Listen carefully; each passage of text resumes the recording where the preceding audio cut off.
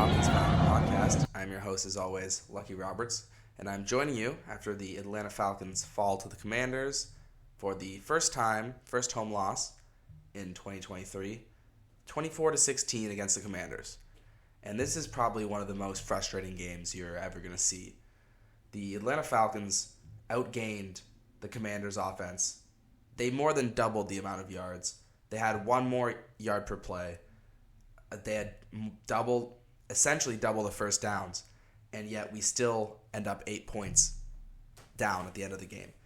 We scored 16 points off 400 yards, and that is mainly due to, firstly, bad play calling, bad decision making, and finally, turnovers in the red zone.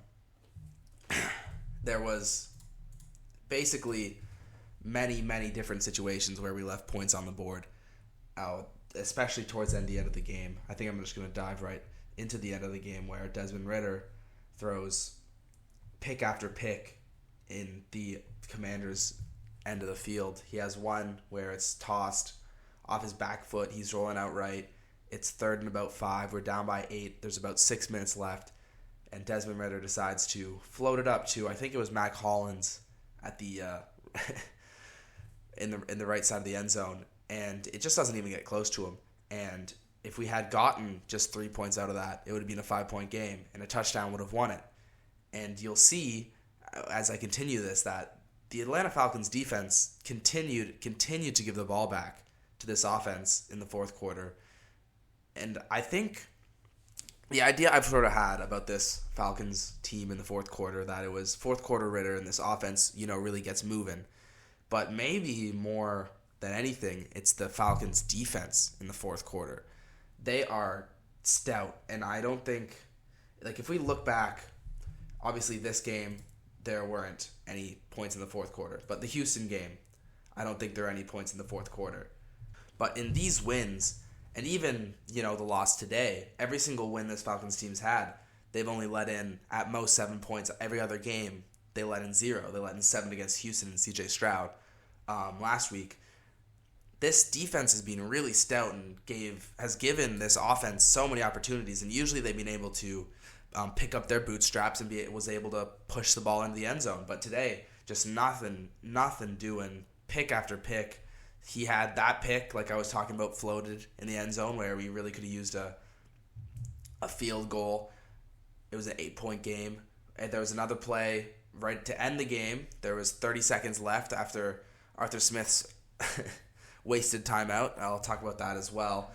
And he just leads, instead of leading Bijan, and I don't think Bijan's totally out of fault on this play either, but he throws it straight behind Bijan right into the guy who's playing press on him, and so that was a pick. That was an interception. Bijan, I think, could have maybe slanted his body a bit more instead of trying to turn upfield. But the situation was there was 30 seconds left with no timeouts. You're gonna have to turn it upfield.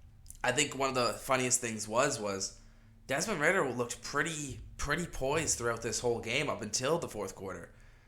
He was obviously threw one bad interception and had a couple of missed throws, but I think he was playing perfectly fine, and this team was right in there right until the end because of it. But he was finally getting the ball moving. He was taking shots, and in the fourth quarter, all of that just stopped, and it was bad decision making. Just him and Arthur Smith playing poker when they've never played before, just showing their hands. It was really disappointing because this was a game we totally should have had. Sam Howell started great. He was good. He only had 151 yards. He had 3 touchdowns. Not a great completion percentage. Their rush attack, not that effective. Not that effective either. And what they leaned on this Washington team so much was that they were just going to, were the turnovers and the 3 and outs and the punts that left really short fields. They got, and what might be the difference in this game was a punt return essentially for a touchdown other than a great play by Trey Flowers. I'll give my props to him. I'll give Flowers his flowers after that. I think he hasn't played too well, but It was great to see him, make the hustle play, emerge from the crowd, and actually make the tackle. Could have been a 4-point swing. It wasn't. They scored a touchdown anyway. But other than that, it was just really, really disappointing. And I think this defense was worrying me at a certain point. They had 24 points early in the third quarter. And I was saying this defense needs to stout up. Because if we are going to get this fourth quarter Ritter and this fourth quarter offense that we are expecting, they need to have a stout defense behind it. And they did that. AJ Terrell, Jeff Okuda, who struggled earlier in the game, they got their stuff together. Caden Ellis, Nate Landman were flying across the football field. We had, I think, 5 sacks, which is more than we've had, basically the exact same amount as that we have had all season. Calais Campbell got to his 100 sack mark. That was a pretty nice moment this game. Bud Dupree 1.5, Ebba Cady 1.5. He showed up. Basically, all these sacks were great coverage sacks. Sam Howell sort of was looking, couldn't find anybody, and scrambled, and this defense was able to collapse on him. And that's exactly what you want. But other than that, not good. This rushing attack as well, just disappointing. It's been weeks. I think after the first 2 weeks, we haven't had really a really good rushing game for this Falcons team. Tyler Algier and Bijan Robinson left basically wholly stopped in their tracks, which was, for a Commanders defense, that wasn't that good at their run defense. There's a certain point in the third and fourth quarter where Bijan Robinson and Algier started to get the ball rolling. And this is when you could see this offense start to click together.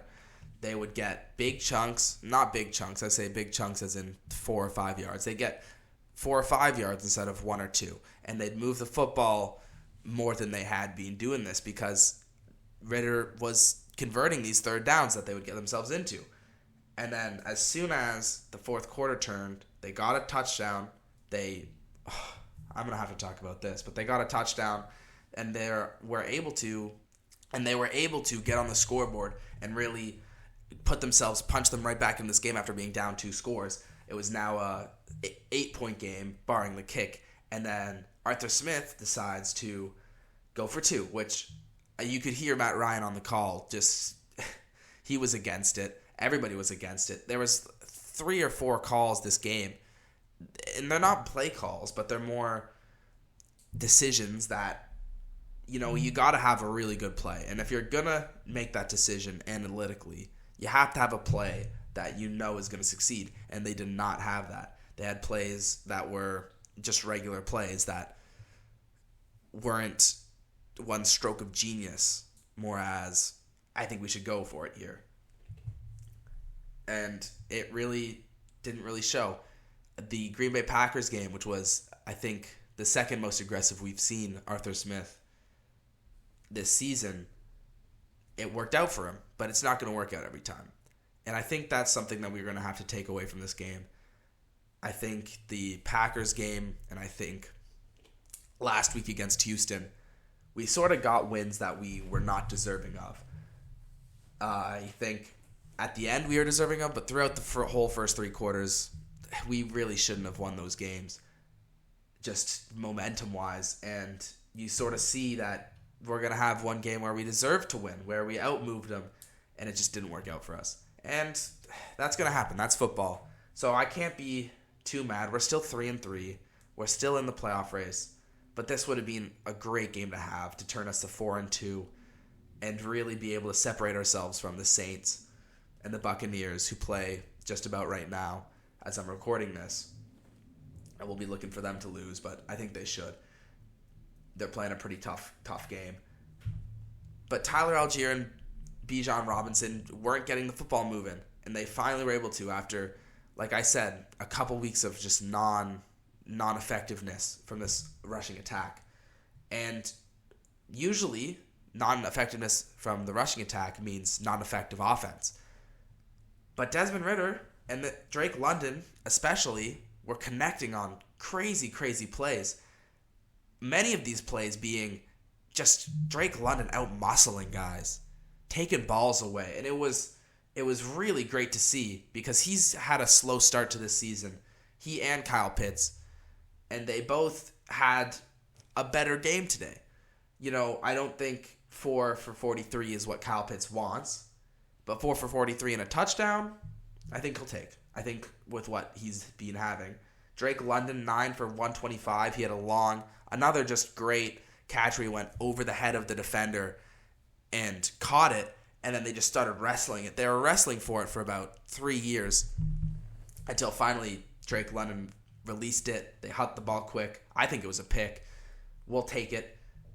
He went over the top, and I think it'll be a great overhead angle to see that one when it comes out. But it would have been much sweeter if we had won that game.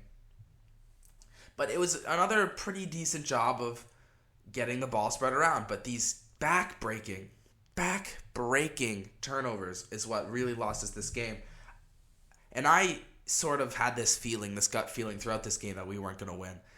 I mean, coming into this game, everything's pointing that we should win. Desmond Ritter's, on the upturn. The Falcons' rush attack is, looking to get back on track. And it's a Washington Commanders rush defense that's probably one of the worst in the league. The receivers, had gotten all started last game, and it's at home. Desmond Ridder should continue to be good. Commanders coming off a horrible loss against the Bears. But some of these games where it just makes too much sense, you just got to stay away. You can't take too much into it. Because the NFL, it's any given Sunday. You're going to have 400 yards. They're not going to get to 200. And you're still going to lose. It's going to happen. And so I urge everyone at home to be able to just internalize that. That's football. We'll get him next week. Hopefully, we'll get him next week. I would not want to relive this game. Very, very frustrating. All these turnovers, all these interceptions were way preventable. We outmoved them. We outplayed them. Our defense outplayed their offense. Our offense outplayed their defense, except on 3 throws, which really, really screwed us. And another player who I think has been getting the bad end of the stick for good reason is Bradley Pinion. I think he had 2 decent punts today that what you would expect the average punter to get. But often I find he just doesn't kick the ball far enough. He kicks it high. He's good at pinning them in their own zone, inside the 20, inside the 10. But, when we 3 and out at our own 30, you want him to kick it 70 yards, and he can't.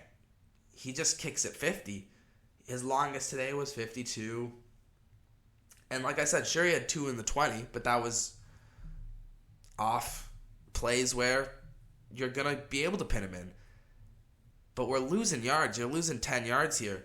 And our punt coverage lost a huge amount of yards on one of them. That might have swung the game. Even a game that shouldn't be swingable like this one. Mike Hughes continues to frustrate me. Every single time he's calling a lot of fair catches, and every single time I think he's going to drop the ball. And he never does, and I give him props for that. But there was one punt where it was in our own 10, and the punt lands basically right where the defender was standing. He calls a fair catch and then has to move like 3 yards, and he starts falling down like Julio Jones in his first career touchdown reception, and he catches it. But man, is it scary. Man, oh man, Mike Hughes needs to be able to just be calm out there. I thought, this pass defense wasn't really good for the first 2 and a bit quarters. Other than that, great, perfect. The pass defense had 5 sacks today. I don't think the Falcons had 5 sacks today. It was really fun to see Matt Ryan in the booth again. He had a great call on Grady Jarrett. It's great to hear his voice and hear him. I hope they have a lot more games with CBS where Matt Ryan's calling a Falcons game, even though they didn't win today. It's just fun to see him. AJ Terrell had a great pass deflection early in this game. He was beat a couple times, but other than that, pretty solid as he usually is. Jeff Okudah, same thing. Had a couple of flags. That's going to happen.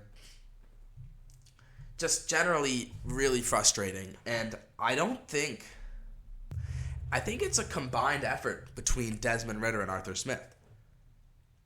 I don't think it's wholly on Desmond Ridder, and I don't think many people will be saying that. But the 2-point conversion, 2 just really weird plays, just Desmond Ridder throwing picks, left, right, and center where he doesn't need to. They really are just they play off each other so well, so well. Arthur Smith going for 4th on our own 50. That's a short field. That's what gave him a touchdown. What if we punt that ball away and they get stopped at our 50? They punt it back. Sure, we have bad field position. That's a 7-point swing. And sure, maybe we get it, but maybe we get stopped and we have to punt it anyway or kick a field goal or go for it again anyway. I just did not agree with that call, and if we're going to make that play call, we better have a good play call. It can't be just throwing it to Bijan when he's not looking at the ball. I continue to like what I see from this defense. I really don't want to talk about it. Oh, it's so frustrating. And you can see the fans in the crowd just continue to want to will this team to victory. But this game just was not, it could not be done. As soon as your hope gets to its peak, they rip it away. And hopefully, we're all Falcons fans. We know that's not really going to change. Just frustrating. You learn to deal with it. Matt Collins had a couple of nice plays. Scotty Miller, Van Jefferson had a couple of targets. That would have been a huge swing if they had caught that 70-yard throw. I really liked what I saw from that throw, actually. Usually when Desmond Ridder throws deep balls, it's short, and the player has to make a play on their defender where they'd already caused separation. But on this one, huge deep ball, and he overthrew Van Jefferson, who's a fast player. Threw it 50, 60 yards down the field. Liked what I saw from that. You have to overthrow Van Jefferson. He's not going to jump over some dude and catch the football. Tyler Algier had a better game. Just not many too bright stories to talk about. Jonnu Smith got his first touchdown since, I think, 2021. Good for him. He played as well as he's been playing the past couple of weeks. And, yeah, I don't really know what else to say. I think we'll get back to him. Actually, just one more thing before we go and talk about that. I just want to have a quick conversation. And I think there's 3 parties here that could be responsible for our lack of rush production the last couple of weeks. And I think the 3 different options are Tyler Algier, the play calling, or the offensive line. And that's the choices we have to make. Tyler Algier is getting, like I've been saying, constantly hit in the backfield, and he can't make much out of it. But we saw this game. He still has that power in him. He still has that dog where he can fight for an extra yards, and he can still get 4 or 5 yard chunk plays. So then it makes you think, okay, well, maybe it's the play calling. Because I swear it's the same pistol zone read or zone run or toss play that I'm seeing Bijan and Algier. If it's Algier, it's going to be a zone handoff. If it's Bijan, it's going to be a toss. It's pretty predictable. We have 3 rushing plays, and that's what we run. And defenses have gotten accustomed to that. And it's, we brought in offensive lineman as our designated tight end, and he sort of to get some extra yards, and that really didn't change anything. If anything, it made it worse, because now we're telegraphing more than ever, we're running the football. Here's Tyler Algier. You can get to the backfield. I don't think we'll see much of that going forward. And so I think the play calling has a huge part of it. And I don't know if Tyler Algier is that much involved. But I do think, there is a difference between him and Bijan.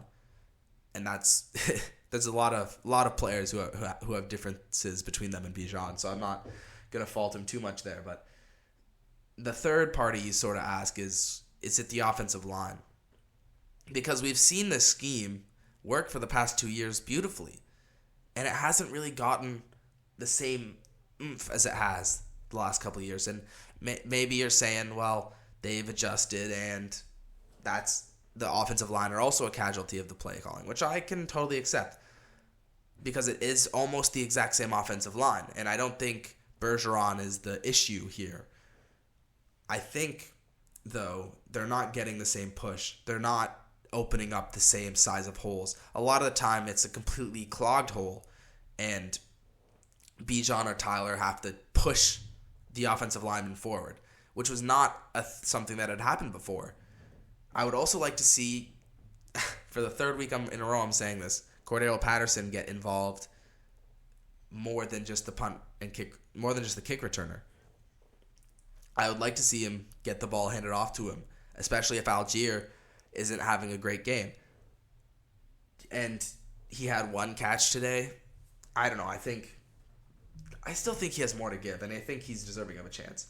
Anyway, that's basically all of it. I think it's mainly the play calling, and I think Arthur Smith is going to have a lot of things to answer for this week and then in the coming weeks. But we'll see how that happens.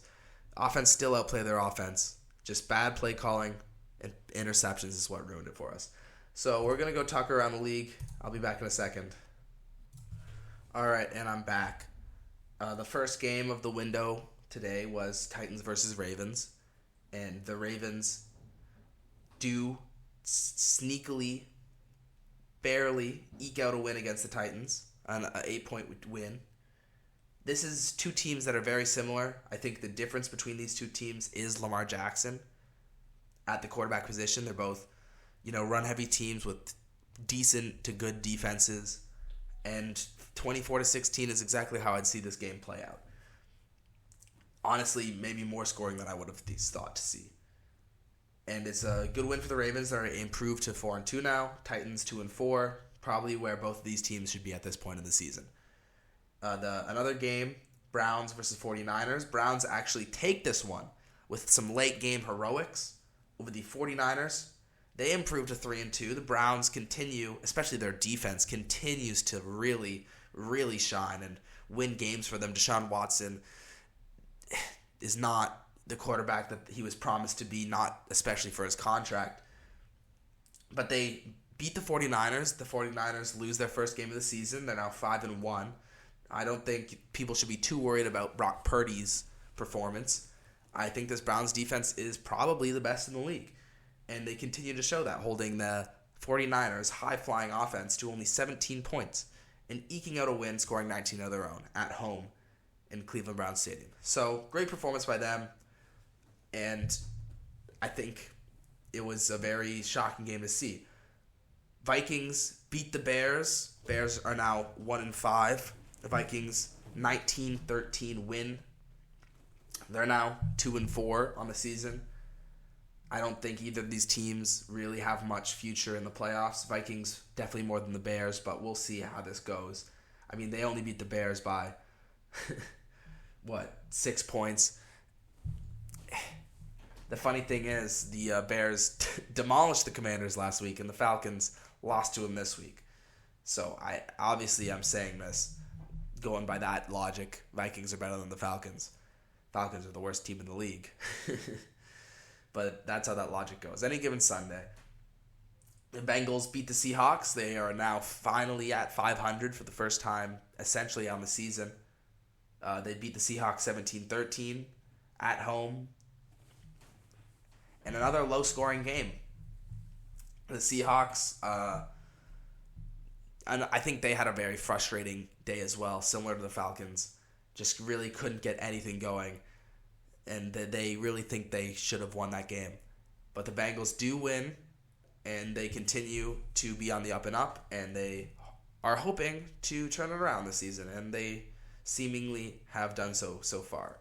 Dolphins, once again, demolished the Panthers' defense, 42-21. I swear I've seen this score somewhere. It seems like the Commanders-Bears score last Thursday. But the Dolphins win, and they are now 5-1. Panthers still looking for their first win. They put up 21 points. They're up 14-0 at one point in this game through a couple of great plays by Bryce Young and their rushing attack, Chuba Hubbard. But it's still a slug for them. I'll be interested to see when they get their first win. Nobody thought they were going to beat the Dolphins. 42-21 seems pretty right for that. Jaguars beat the Colts 37-20. Jaguars, who looked dead in the water earlier in the season, improve. They're now 4-2. I think that's 3 straight wins for the Jaguars. Finally a win not in London, so this time, you can actually put something behind it. But yeah, 37-20, 17-point win. Colts, have a bit of a resurgence towards the end of the game, score 14 in the fourth, but it's not enough. And yeah, probably how you would have expected this game to go. Jaguars now in the driving seat in the AFC South. And then the final game I would love to talk about is Texans-Saints. Now, the Falcons, as you would know, if we're just using the same logic, beat the Texans last week. And now the Saints in Houston have lost to them. So actually, the Falcons aren't the worst team in the league. It's our friends in New Orleans, the Saints. And so I'll take that. I mean, as long as we can beat the Saints, I'm happy with that. 20-13 was the score. Texans are now 3-3. Great game by C.J. Stroud. Saints just, like I said, the worst team in the league. Can't get anything going. I mean, they should sell and relocate the team. So other than that, pretty standard week. And hopefully the Falcons will look to change their ways next week against the Buccaneers in Tampa Bay. It's going to be a huge win if we want to win this division, if we want to take it. So hopefully we can change our tune and we can keep this offensive moving this time without the turnovers. But that's going to be it for me this week. I hope you all have a great weekend outside of this, a great week outside of this. We can sort of forget about football for a couple of days, come back for that Buccaneers game, and hope to see a win. So that's going to be it. Follow me on Twitter if you want. Lucky Roberts, you know where to find me. Thanks for listening, and have a great week. Bye, guys.